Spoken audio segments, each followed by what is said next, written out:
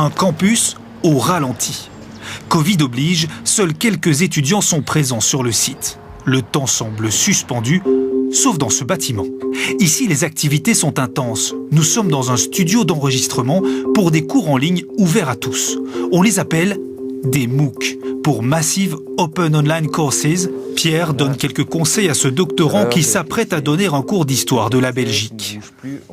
Les mains plus ou moins au niveau ici du torse, elles peuvent un peu bouger, suivre le dialogue, elles ne doivent pas aller trop loin, on a son espace à soi qui est là-bas. Un exercice inhabituel pour le corps enseignant. Ces cours sont destinés aux étudiants, mais pas seulement, tout le monde peut les suivre gratuitement.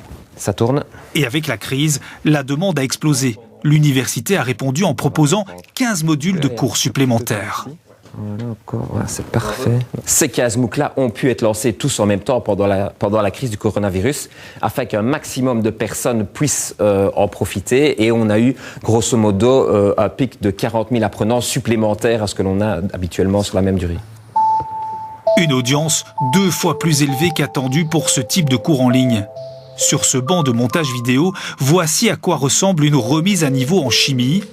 Un soutien pour les étudiants en transition entre le secondaire et les supérieurs.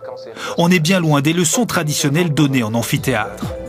Autre exemple, l'implication de sportifs de haut niveau comme ici, Nafissa Toutiam, pour étudier les bases de la physique. La courbe obtenue de l'évolution de la vitesse en fonction du temps. Donc l'idée, ce n'est pas d'avoir juste un enseignant qui parle à côté d'un PowerPoint. On essaye vraiment de travailler les contenus dès le départ pour qu'ils soient courts. Donc ce sont des capsules de 7 minutes maximum, vraiment pour qu'on puisse avoir l'attention. Et donc, on travaille beaucoup sur ça, sur l'attention, en allant rajouter des mots-clés qui vont enrichir la capsule et qui vont vraiment permettre d'améliorer les phases de mémorisation. Ce projet de l'Université de Liège est né en 2016. Et bien avant la crise, cette équipe a aussi tourné à l'étranger. Comme par exemple au Japon. Aller sur le terrain, rencontrer d'autres professeurs, de quoi enrichir les cours. Ici, il est question de techniques de management innovantes. Un catalogue de cours qui s'étoffe de plus en plus. À l'Université de Liège, on en est persuadé, la crise sanitaire laissera des traces sur la manière d'enseigner.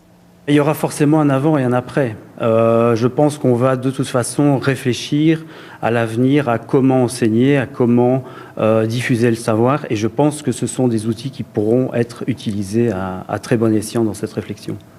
Actuellement, 250 000 personnes au total suivent les cours qui sont développés ici. Des cours qui se terminent par une évaluation et la délivrance d'une attestation de réussite.